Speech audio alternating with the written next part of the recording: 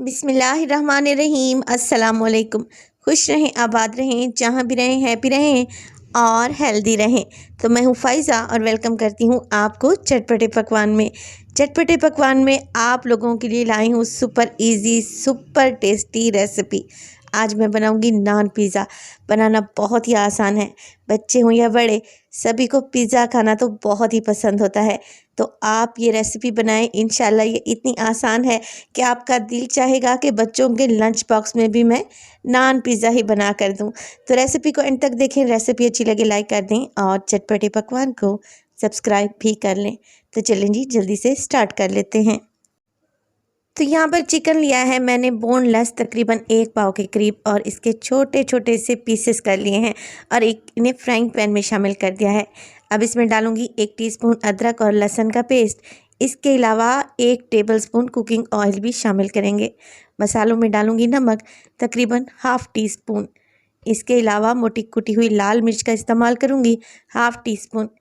पिसी हुई लाल मिर्च भी डालेंगे इसमें, ½ टीस्पून।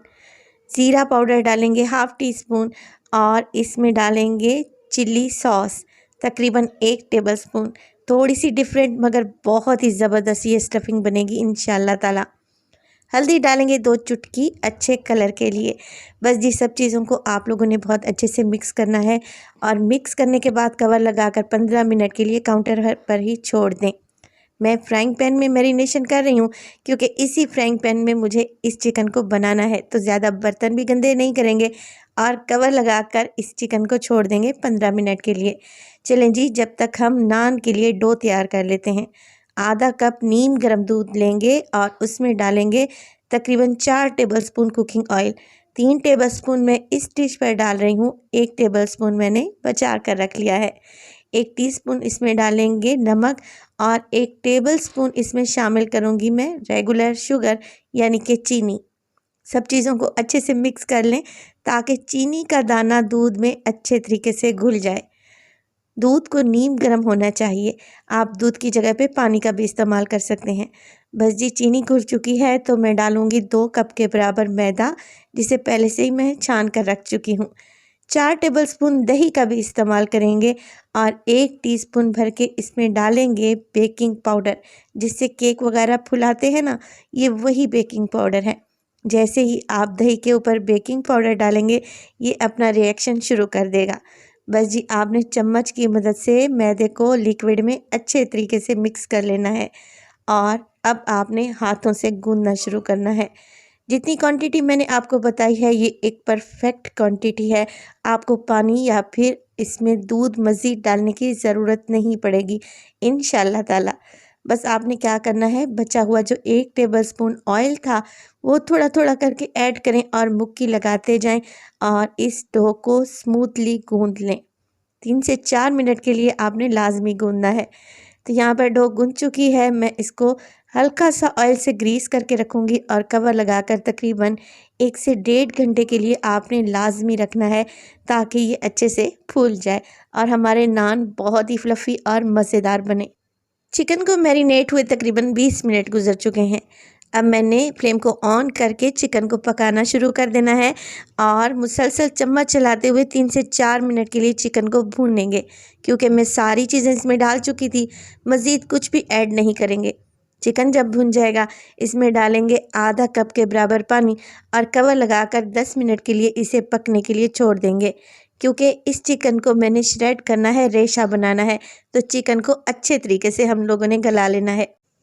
तो चिकन के छोटे छोटे ही पीस थे, बहुत जल्दी गल जाएंगे। यहाँ पर देखें 5 से 6 मिनट गुजर चुके हैं, चिकन ड्राई होने वाला है। बस जी इसे निकाल लेंगे किसी बाउल में और इस चिकन का हमने रेशा कर लेना है और चिकन को ठंडा होने दें।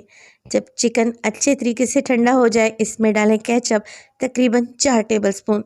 बारीक कटी हुई इसमें शिमला मिर्च डालेंगे 1 कप के बराबर। 1 कप ही इसमें टमाटर डालूंगी जिसके बीज मैंने रिमूव कर दिए थे। और मेन इंग्रेडिएंट है चीज़, क्योंकि पिज़्ज़ा नान बना रहे हैं तो चीज़ तो लाजमी डलेगी।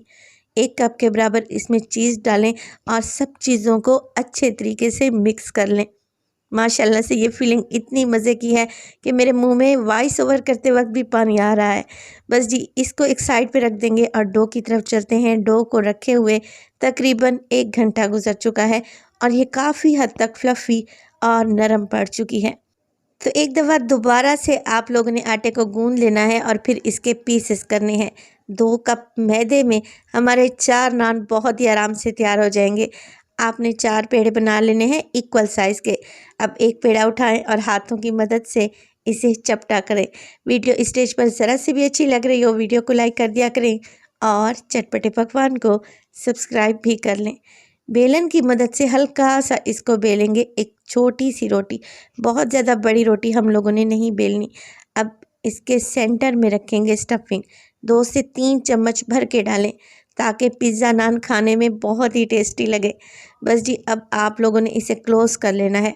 इस तरीके से आपने डो को फोल्ड करते जाना है और एंड पे आपने इसको ट्विस्ट कर देना है और अच्छे तरीके से ये फिलिंग अंदर रह गई है और बेहतरीन सा हमारे पिज़्ज़ा नान का पेड़ा तैयार हो गया है। इसी तरीके से बाकी के पेड़े भी मैंने पहले से ही रेडी करके रखे हुए थे। चलें जी, 5 से 6 मिनट के लिए लाजमी आपने इन पेड़ों को स्टे देना है फिलिंग करने के बाद। अब हाथ की मदद से हल्के हाथ से आप इस तरीके से इसे प्रेस करते जाएं और एक मीडियम साइज़ का नान तैयार कर लें। कोशिश करें आपने बेलन का इस्तेमाल नहीं करना, वरना हमारा नान फट भी सकता है। तो बहुत ही हल्के हाथों से आपने इसे बेलना है, क्योंकि हमने डो को रेस्ट पर रखा था फिलिंग करने के बाद, इसलिए डो अच्छे से मुलायम हो जाएगी। एक मीडियम साइज़ का नान बनाएं और गरम तवे पर डाल दें और इसके ऊपर अप्लाई करें पानी, ब्रश की मदद से या हाथ की मदद से। हरा धनिया डालेंगे और इस पे डालेंगे एक चुटकी कलौंजी और इसको स्पैचुला की मदद से प्रेस करेंगे ताकि ये अच्छे तरीके से नान पर चिपक जाएं। तो पानी मैंने इसीलिए अप्लाई किया था ताकि कलौंजी और हरा धनिया अच्छे से चिपक जाए। मीडियम टू लो फ्लेम पे नान को एक साइड पे पकने दें और इसकी साइड को चेंज कर दें 1 से 2 मिनट के बाद और 1 टीस्पून कुकिंग ऑयल या फिर घी लगाएं ताकि नान पर बड़ा ही प्यारा सा कलर आए। और मीडियम टू लो फ्लेम पे ही आपने नान को सेकना है। चारों तरफ से इसे सेक लें जब तक कि अच्छा गोल्डन कलर ना आ जाए। माशाल्लाह से नान पिज़्ज़ा हमारा एकदम तैयार है और मैं आपको इसे काट कर इसकी फाइनल लुक आपको दिखाती हूँ। नान की डो बनाकर आप रख भी सकते हैं 3 से 4 दिन के लिए फ्रिज में, ये बिल्कुल भी ख़राब नहीं होगी। और चिकन को बॉईल करके रख लें ताकि पिज़्ज़ा बनाने में आपको इजी रहे। सुबह सुबह आपने अगर बच्चों का लंच बॉक्स देना है तो आटे को रात को ही गूंद कर रख लें। बेहतरीन सा हमारा नान पिज़्ज़ा तैयार है और माशाल्लाह से आप इसकी लुक देखें कितना टेस्टी लग रहा है। रेसिपी को ज़रूर ट्राई करें। रेसिपी अच्छी लगे लाइक कर दें और चटपटे पकवान को सब्सक्राइब भी कर लें। तो अपना बहुत सारा ख्याल रखिएगा।